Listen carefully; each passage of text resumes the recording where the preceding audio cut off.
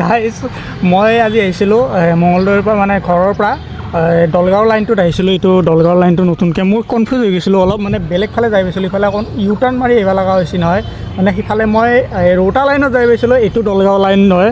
মানে ইউ টাৰ্ণ মাৰি আহি থাকোঁতে পুলিচ কেইটামানে ৰখি পেলাই মোক ৰখালা লাইচেঞ্চ চাবৰ কাৰণে।